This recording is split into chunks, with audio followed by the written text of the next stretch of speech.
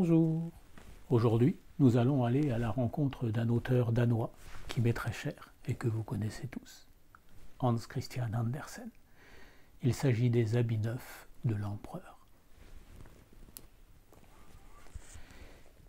Il y a bien des années, vivait un empereur qui avait un goût tellement excessif pour les beaux habits nouveaux qu'il dépensait tout son argent pour avoir une belle toilette.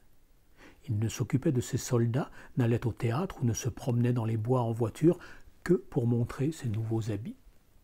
Il avait une tenue pour chaque heure de la journée et comme on dit d'un roi il est au conseil, on disait de lui l'empereur est dans sa garde-robe. Dans la grande ville où il habitait, on s'amusait beaucoup et il venait chaque jour beaucoup d'étrangers. Un jour il arriva 2 escrocs qui se firent passer pour des tisserands et prétendirent qu'ils savaient tisser l'étoffe la plus ravissante qu'on puisse imaginer. Non seulement les couleurs et les motifs étaient extraordinairement beaux, mais les vêtements confectionnés avec cette étoffe possédaient une propriété merveilleuse. Il devenait invisible pour toute personne qui ne remplissait pas bien sa fonction ou qui était d'une stupidité inadmissible. Ce sont de bien beaux habits, pensa l'empereur. En les portant, je pourrais savoir quels hommes ne remplissent pas bien leur fonction dans mon royaume. Je saurais distinguer les gens habiles des gens stupides. Eh bien, que l'on tisse immédiatement cette étoffe pour moi. Et il avança aux 2 escrocs une forte somme afin qu'ils commencent leur travail. Ils installèrent donc 2 métiers à tisser et firent semblant de travailler. Mais il n'y avait absolument rien sur le métier. Ils ne tardaient pas à demander la soie la plus fine et l'or le plus magnifique.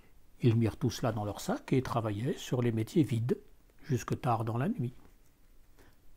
J'aimerais bien savoir où ils en sont avec leur étoffe, pensa l'empereur, mais il se sentait vraiment un peu mal à l'aise en pensant que celui qui était stupide ou qui n'était pas à sa place dans sa fonction ne pouvait pas voir l'étoffe. Il croyait bien que quant à lui, il n'avait pas de crainte à avoir, mais il voulut tout de même envoyer quelqu'un pour voir comment les choses se présentaient. Tous les gens de la ville savaient quelle propriété merveilleuse l'étoffe possédait et chacun était curieux de savoir combien son voisin était incapable ou stupide. « Je vais envoyer au tisserand mon honnête vieux ministre, pensa l'empereur. C'est lui qui pourra le mieux juger l'étoffe, car il est très intelligent et personne ne remplit mieux sa fonction que lui. » Et le brave vieux ministre entra dans la salle où les 2 escrocs travaillaient sur les métiers vides. « Juste ciel, pensa le vieux ministre en ouvrant de grands yeux, je ne vois rien. » Mais il ne le dit pas. Les 2 escrocs le prièrent de s'approcher et lui demandèrent si ce n'était pas là un beau motif et de ravissantes couleurs. Ils montrèrent en même temps le métier vide et le pauvre vieux ministre continuait à écarquiller les yeux. Mais il ne pouvait rien voir, puisqu'il n'y avait rien. « Mon Dieu, pensa-t-il, serais-je vraiment stupide? Je ne l'ai jamais cru, et il faut que personne ne le sache. Serais-je vraiment incapable de remplir ma fonction? Non, il m'est impossible de dire que je ne peux pas voir l'étoffe. »« Eh bien, vous ne dites rien, dit l'un des 2 tisserands. C'est ravissant. Il n'y a rien de plus mignon, dit le vieux ministre en regardant à travers ses lunettes. Ce motif et ces couleurs, oui, je vais dire à l'empereur que cela me plaît énormément. »« Eh bien, nous sommes heureux, dirent les 2 tisserands, et ils lui dirent le nom des couleurs et l'étrange motif. Le vieux ministre écouta avec attention pour pouvoir dire la même chose à l'empereur, et c'est ce qu'il fit. Les escrocs demandèrent alors davantage d'argent, plus de soie et d'or qu'ils voudraient employer pour le tissage. Ils empochèrent le tout. Pas un fil n'apparut sur le métier, mais ils continuèrent à travailler sur le métier vide, comme auparavant. L'empereur ne tarda pas à envoyer un autre fonctionnaire honnête pour voir comment se passait le tissage et pour savoir si l'étoffe serait bientôt prête. Il arriva à celui-ci la même chose qu'à l'autre. Il regarda et regarda, mais comme il n'y avait rien d'autre que les métiers vides, il ne pouvait rien voir. « N'est-ce pas une belle pièce d'étoffe » demandèrent les 2 escrocs, en montrant et en décrivant le superbe motif qui n'existait pas. « Je ne suis pas stupide, pensa l'homme. C'est donc que je ne suis pas capable de remplir ma fonction. Voilà qui est assez drôle, mais il faut que personne ne puisse s'en apercevoir, et il fit l'éloge de l'étoffe qu'il ne voyait pas, et leur rassura que les couleurs et le motif lui faisaient plaisir. « Il n'y a pas plus mignon, dit-il à l'empereur. Tous les gens de la ville parlaient de cette étoffe superbe. L'empereur voulut alors la voir lui-même, pendant qu'elle était encore sur le métier. Accompagné d'une foule d'hommes triés sur le volet, parmi lesquels se trouvaient les 2 honnêtes fonctionnaires qui étaient déjà venus, il se rendit auprès des 2 escrocs rusés qui tissaient de toute leur force, mais sans fibre ni fil. « Eh bien, n'est-ce pas magnifique ?» dirent les 2 honnêtes fonctionnaires. « Votre Majesté veut-elle regarder ce motif, ces couleurs ?» Et il montrait du doigt le métier vide, car il croyait que les autres pouvaient voir l'étoffe. « Qu'est-ce donc ?» pensa l'empereur. « Je ne vois rien. Mais c'est terrible. Suis-je stupide? Suis-je incapable d'être empereur? Il ne pouvait rien m'arriver de plus terrible. »« Oh, c'est très beau !» dit l'empereur. « Cela me convient au plus haut point. » Et il hocha la tête d'un air satisfait et regarda le métier vide. Il ne voulait pas dire qu'il ne voyait rien. Tous les gens de sa suite regardèrent, mais ils ne virent rien de plus que tous les autres, et ils dirent comme l'empereur « Oh, c'est très beau !» Et ils lui conseillèrent de mettre ses nouveaux habits superbes pour la première fois lors de la grande procession qui devait bientôt avoir lieu. « C'est magnifique, ravissant, excellent !» disait-on en chœur, et tout le monde était profondément satisfait. L'empereur décerna à chacun des escrocs une croix de chevalier à accrocher à leur boutonnière et le titre de gentilhomme tisserand.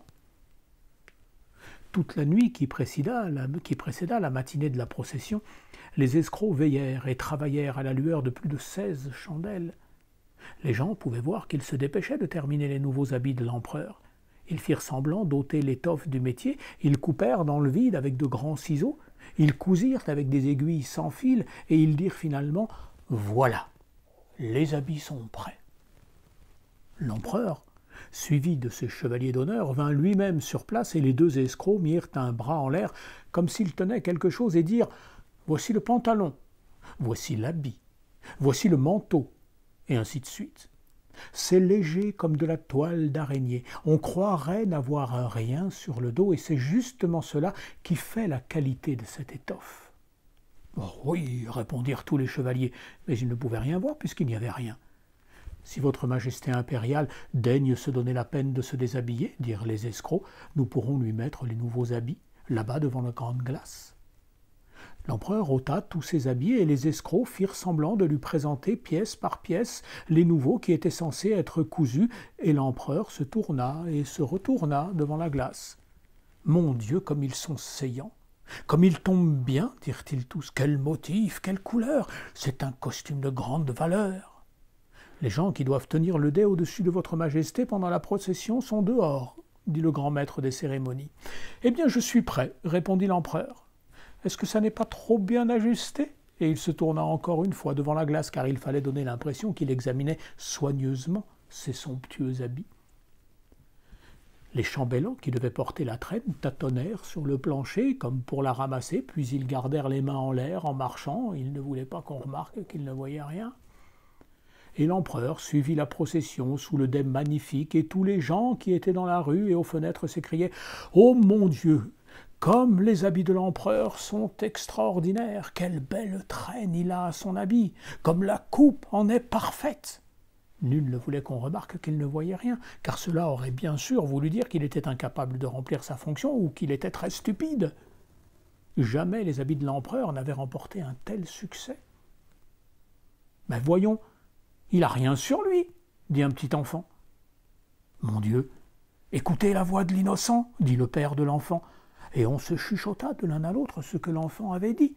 « Mais voyons, il n'a rien sur lui, crièrent finalement tout le peuple.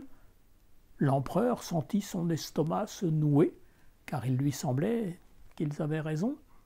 Mais il pensa alors, il faut maintenant que je tienne jusqu'à la fin de la procession. Et les chambellans continuèrent à porter la traîne qui n'existait pas.